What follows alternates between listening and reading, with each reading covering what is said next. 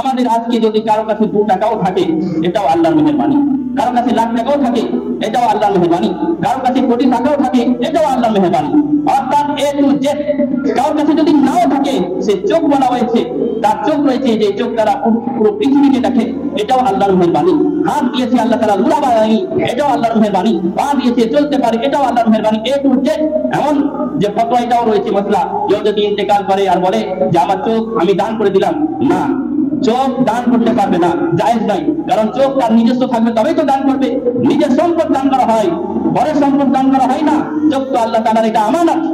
মুখ তো আল্লাহ তাআলার আমানত। এই শরীর আল্লাহ তাআলার আমানত। আমানত হিসাবে কাজ করতে হবে। আল্লাহ তাআলা আমাদেরকে এই যে অংশগুলো দিয়েছেন, আমাদের শরীর দিয়েছেন, আমাদেরকে ধন দিয়েছেন, আমাদেরকে টাকা পয়সা দিয়েছেন, আমাদেরকে খাবার দিয়েছেন, রোজি দিয়েছেন, সমস্ত কিছু হচ্ছে আল্লাহ তাআলার মেহেরবানি, আল্লাহ তাআলারই মেহেরবানি, নেয়ামতগুলো। এই সমস্ত কিছু আমাদেরকে শুকরিয়া আদা করতে হবে। যদিও পুরো জিন্দেগি যদি মানুষ সবকিছু লুকিয়ে দিয়ে ইবাদতে কাটিয়ে যায়, একটাও গুনাহ না করে, তবুও আল্লাহ তাআলার একটা নেয়ামতের বদলার শুকরিয়া আদা করতে পারবে না। মুআজ্জাজ আল্লাহ তাআলা আমাদেরকে অনেক উপদেশ নসিহত দিয়েছেন নিজের কালামে পাকের মধ্যেই। তার মধ্যে আজকে একটি আয়াতে পাক তেলাওয়াত করার সৌভাগ্য অর্জন করেছি, যার মধ্যে আল্লাহ তাআলা ইরশাদ করেন, ওয়ানফিকু ফি সাবিলিল্লাহ, আল্লাহ তাআলার রাস্তায় খরচা করো, ইনফাক করো। ওয়ালা তুলকু বিআইদিকুম ইলাত তাহলুকা, এবং নিজেকে হেলাকাতের মধ্যে ঠেলে দিও না, নিজেকে বরবাদির মধ্যে, ধ্বংসের দিকে ঠেলে দিও না। ওয়াহসিনু ইন্নাল্লাহা ইউহিব্বুল মুহসিনিন, এবং ইহসান করো। যদি তুমি ইহসান করো, ভালাই করো, মেহেরবানি করো, দয়া করো, तो इन्नल्लाहा युहिब्बुल मुहसिनीन, अल्लाह ताला एहसानकारी के, अल्लाह ताला भलाई करने वाला के, अल्लाह ताला मेहरबानी करने वाला के, दया करने वाला के पसंद करे। মুআজ্জাজ খুব সুন্দর আয়াতে পাক, এবং তাতে যে নির্দেশনা দেওয়া হয়েছে আমাদের পার্থিব জীবন এবং উখরবী জীবন, পরকাল জীবন যেন ধন্য হয়ে থাকে, আমরা কামিয়াবি হয়ে থাকি, কোনো নুকসান না হয়, কোন রকম আমাদের অসুবিধা না হয়, পেরেশানি না হয়। এই জন্য আল্লাহ তাআলা আমাদের এই কথার আদেশ দিয়েছেন, এই হুকুম দিয়েছেন যে আল্লাহ তাআলার রাস্তায় খরচা করো। কালামে পাকের মধ্যে এক জায়গা বা 2 জায়গা নয়, অনেক জায়গায় এই নির্দেশনা দেওয়া হয়েছে যে তোমরা আমার রাস্তায় খরচা করো, আমার রাস্তায় ইনফাক করো। মুআজ্জাজ, আসুন এই আয়াতে পাকের আরো একটু বিশ্লেষণ জানি। আল্লাহ তাআলা আগে বলছেন ওয়ালা তুলকু বিআইদিকুম ইলাত তাহলুকা, নিজেকে ধ্বংসের মধ্যে, ধ্বংসের দিকে ঠেলে দিও না। অর্থাৎ এখান থেকে বোঝা যাচ্ছে যদি আমরা আল্লাহ তাআলার রাস্তায় খরচা করি, তাহলে এটা আমাদের ধনেরও বরকত হবে, আমাদের জীবনেরও বরকত হবে, আমাদের ঈমানেও বরকত হবে, আমাদের সব জিনিসে, অর্থাৎ এক কথায় আখিরাতে এবং দুনিয়াতে, 2 জাহানেই বরকত আমরা পাবো। আর যদি সেটা না করি তাহলে ধ্বংসের দিকে আমরা নিজেকে ঠেলে দিব। আল্লাহ তাআলার রাস্তায় খরচা না করা, আল্লাহ তাআলার রাস্তায় ইনফাক না করা, এটা ধ্বংসের কারণ হতে পারে। এবং এটা হচ্ছে ভালাই, ভালাই অর্থাৎ মানুষের সাথে ভালাই করা। আল্লাহ তাআলা যেই জিনিসগুলি পছন্দ করেন তার সাথে মহব্বত রাখা, ভালোবাসা রাখা, তাদের খিদমত করা, তো এই ভালাইগুলি আল্লাহ তাআলা পছন্দ করেন। যারা এরকম কাজ করে তাদেরকেও আল্লাহ তাআলা পছন্দ করেন। আল্লাহ তাআলা যাকে পছন্দ করবেন তাকে জাহান্নামে দিবেন না, বরং জান্নাতে দিবেন। আর জান্নাতে যে প্রবেশ করে যাবে সে কখনোই আর জান্নাত থেকে বের হবে না, বরং তার কোনো লিমিট হবে না, সেই জান্নাতেই থাকবে, খালিদিনা ফিহা, সবসময় সর্বদাই, কোনো শেষ নেই। আসুন আল্লাহ তাআলা আমাদেরকে যে দুনিয়াতে পাঠিয়েছেন, আমাদের খাবার দাওয়ার কোনো অসুবিধা হয় না, পড়ার কোনো অসুবিধা হয় না, এত সুখে রেখেছেন, কিন্তু তবুও আমরা নাশুকরি করি, তবুও আমরা সন্তুষ্ট হই না। আগে সাহাবায়ে কেরাম একটা খেজুরে একটা দিন পার করে দিয়েছে, কেউ তো 2 দিন 3 দিন ধরে কোনো কিছু খাননি, তবুও 1 ওয়াক্ত নামাজ ছাড়েননি। আর আল্লাহ তাআলার শুকরিয়া সর্বদাই তারা আদায় করতেন। আমাদের বুজুর্গানে ইসলাম সালফে সালেহিন যারা আউলিয়া ইকরাম, যারা পার্থিব জীবনে অনেক কষ্ট করেছেন, দুনিয়াবী জীবনে অনেক কষ্ট করেছেন, তবু আল্লাহ তাআলার শুকরিয়া আদা করেছেন, আল্লাহ তাআলার ইহসান মেনেছেন, কৃতজ্ঞতা প্রকাশ করেছেন। কিন্তু আমরা এত ধনবান হয়েও, এত দৌলতময় হয়েও, এত সুখে থেকেও, এত ভালো থেকেও আল্লাহ তাআলার ফরজ-সমূহ আদায় করার সময় বের করি না। এটা আমাদের অনেক বড় ভুল এবং এটাই হতে পারে আমাদের ধ্বংসের কারণ। কারণ আল্লাহ তাআলা বলেন, লা তুলকু বিআইদিকুম ইলা তাহাল্লুকা, নিজেকে ধ্বংসের দিকে ঠেলে দিও না। তো যদি আমরা শুকরের জায়গায় শুকর আদা না করি, যদি আমরা কৃতজ্ঞতা প্রকাশ করার জায়গায় কৃতজ্ঞতা প্রকাশ না করি, আল্লাহ তাআলার মেহেরবানি না মানি, আল্লাহ তাআলার দয়া মেনে তার একটা প্রকাশ হওয়া উচিত, শুকরিয়া হওয়া উচিত, সেটা যদি না করি তাহলে সেই নেয়ামত, সেই মেহেরবানি সবসময় সর্বদাই থাকবে না। হয়তো পার্থিব জীবনে অনেক ভালো কেটে যাবে, কিন্তু মরার পরে যত সুখ আল্লাহ তাআলা দুনিয়াতেই দিয়ে দিলেন, আর আখিরাতের জন্য আমরা কিছুই করিনি। এই জন্য লাস্টে শেষ পরকালে ঠিকানা যেন জাহান্নাম না হয়ে যায়। মাআযাল্লাহ, আল্লাহ তাআলা আমাদেরকে সেই জায়গা থেকে বাঁচিয়ে রাখেন। আসুন এই পরিপ্রেক্ষিতে একটি হাদিস শরীফ আমরা আলোচনা করব। আন আবি হুরায়রা রাদিয়াল্লাহু তাআলা আনহু হাদাসাহু আন্নাহু সামি'a রাসূলুল্লাহ সাল্লাল্লাহু তাআলা আলাইহি ওয়াসাল্লাম ইয়াকুল, হযরত আবু হুরায়রা রাদিয়াল্লাহু তাআলা আনহু হতে বর্ণিত, তিনি নবী পাক সাল্লাল্লাহু আলাইহি ওয়াসাল্লাম থেকে শুনেছেন। কি বলতে শুনেছেন?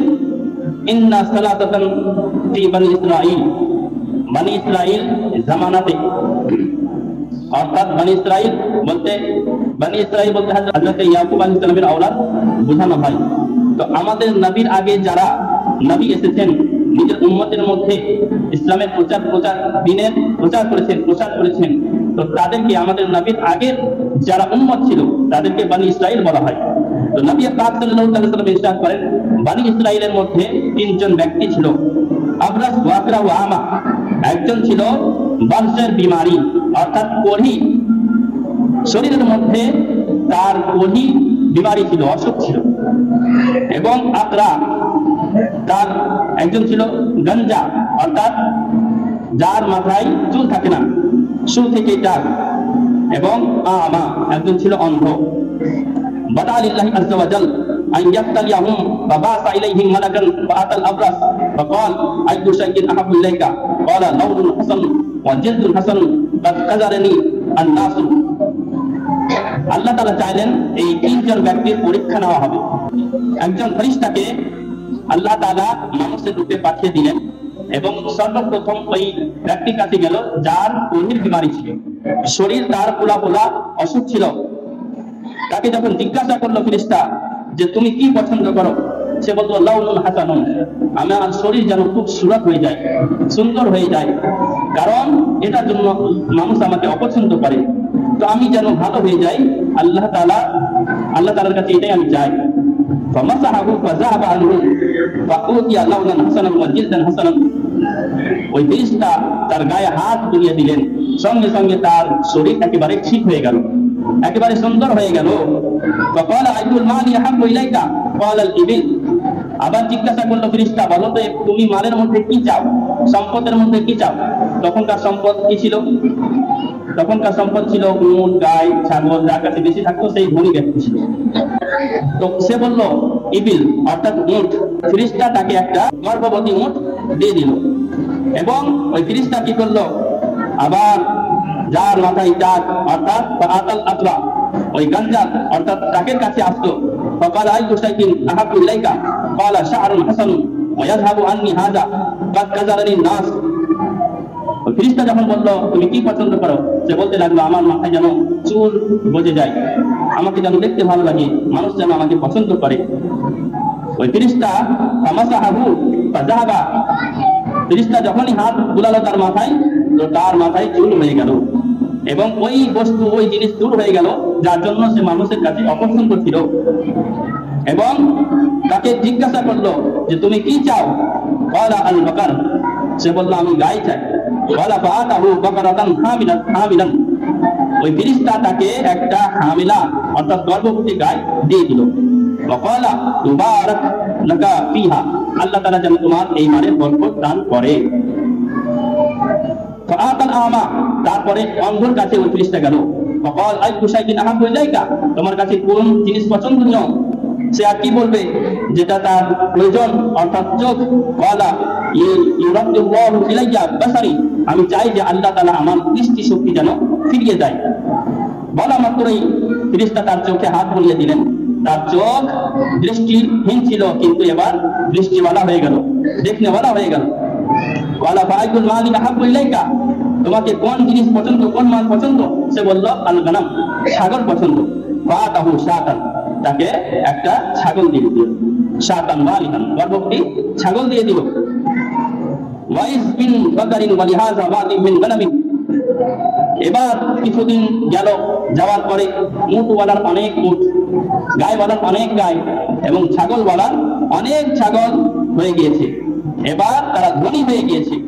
যখন ধনী হয়ে গিয়েছে, সুম্মা ইন্নাহু আতাল আবরাসা ফি সূরাতিহি ওয়া হায়াতিহি, ওই ফেরেশতা যেরকম আগের সূরাতে এসেছিল ওই আকৃতি নিয়ে আবার আসলো এবং ওই ওহীওয়ালার কাছে এসে বলতে লাগলো যে ফাকালা রাজুলুন মিসকিনুন ফাকাতাত বিয়াল হিবালু ফি সাফারি ফালা বিলাগা আল ইয়াউম ইল্লা বিল্লাহ সুম্মা বিকা আসআলুকা বিল্লাযী আতাকাল নাওম আল হাসানা ওয়াল জিলদাল হাসান। অর্থাৎ সে বলতে লাগলো যে আমি মিসকিন, আমি একজন মুসাফির, আমার সামান শেষ হয়ে গেছে, আমি বাড়ি যাওয়ার জন্য কিছু দেখতে পাই না, উপায় দেখতে পাই না, আল্লাহ তাআলার উপরই ভরসা। আর তোমার কাছে আল্লাহর ওয়াস্তে আমি কিছু চাইছি। তার ওয়াস্তা করে যে আল্লাহ তাআলা তোমাকে খুবসুরত বানিয়েছে, তুমি দেখতে খারাপ ছিলে, কোলের বিমারি ছিল, আল্লাহ তাআলা তোমাকে ভালো করেছে। যখন বলতে লাগলো তো ফেরেশতাকে সে উত্তর কি দিল? সে উত্তর দিল যে ওয়ারিসতু লিকাবিরিন আন কাবিরিন, অর্থাৎ আমি যে সম্পদ পেয়েছি এটা কোনো দুয়াতে নয়, আমি তো ওয়ারিস হিসাবে, আমার বাপ দাদা ধনী ধনবান ছিল, আমিও ধনবান আছি, তো আমি দিব কেন কাউকে? ফাকালা ইন কুনতা কাযিবান ফাসায়্যারাকাল্লাহ ইলা মা কুনতা, ফেরেশতা ফতোয়া দিয়ে দিলেন যদি তুমি মিথ্যুক হও তাহলে যে অবস্থায় তুমি আগে ছিলে যেন সেই অবস্থায় আবার ফিরে চলে যাও। ওয়াতাল আকরা ফি সূরাতিহি ওয়া হায়াতিহি, ওই আকৃতিতে আবার আকরা অর্থাৎ চাকের কাছে গেল। ফাকালা লাহু ইসলামা ক্বালা লিহাযা রাদ্দা আলাইহি মিসলা মা রাদ্দা আলাইহি, তার কাছেও ওই রকম করে চাইলো যেরকম প্রথম ব্যক্তির কাছে চাইছিল। সেও ওই কথাই বললো যে আমি ওয়ারিস হিসাবে ধনী হয়েছি, আমি কারণ কুয়াতে হয়নি। যখনই সে বলা তো ওই ফেরেশতা বললেন ইন কুনতা কাযিবান ফাসায়্যারাকাল্লাহু ইলা মা কুনতা, তোমাকে আল্লাহ তাআলা ওই রকমই যেন বানিয়ে দেয় যেরকম তুমি প্রথমে ছিলে।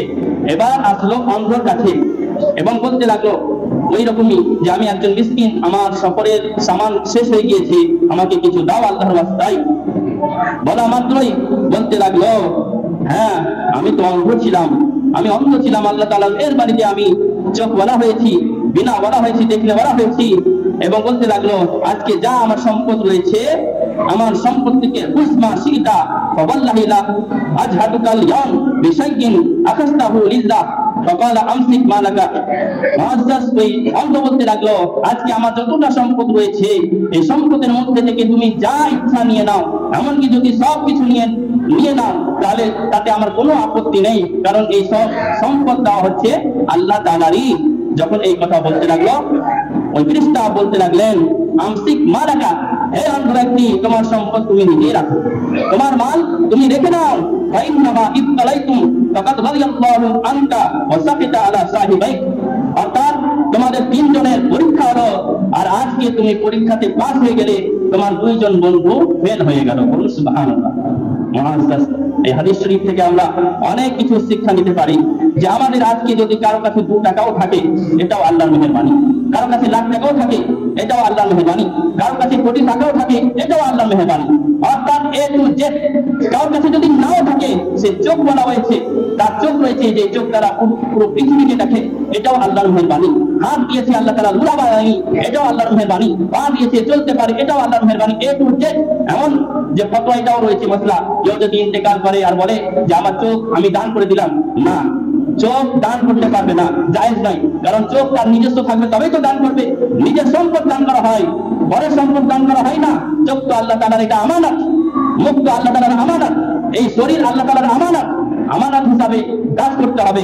আল্লাহ তাআলা আমাদেরকে এই যে অংশগুলো দিয়েছেন, আমাদের শরীর দিয়েছেন, আমাদেরকে ধন দিয়েছেন, আমাদেরকে টাকা পয়সা দিয়েছেন, আমাদেরকে খাবার দিয়েছেন, রোজি দিয়েছেন, সমস্ত কিছু হচ্ছে আল্লাহ তাআলার মেহেরবানি, আল্লাহ তাআলারই মেহেরবানি, নেয়ামতগুলো।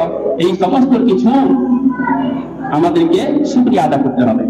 যদিও পুরো জিন্দগি যদি মানুষ সবকিছু লুকিয়ে দিয়ে ইবাদতে কাটিয়ে যায়, একটাও গুনাহ না করে, তবুও আল্লাহ তাআলার একটা নেমতের বদলার শুকরিয়া আদা করতে পারবে না।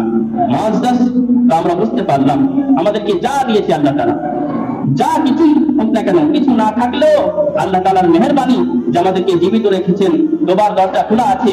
তওবা করে যদি ইন্তেকাল করি, গুনাহ থেকে বেঁচে যদি ইন্তেকাল করি, তো আল্লাহ তাআলা দারুস সালামে জায়গা দিবেন, জান্নাতে জায়গা দিবেন। কিন্তু আল্লাহ তাআলা তো অশেষ মেহেরবানি, বিনা চাওয়াতে অনেক আমাদেরকে দিয়েছেন।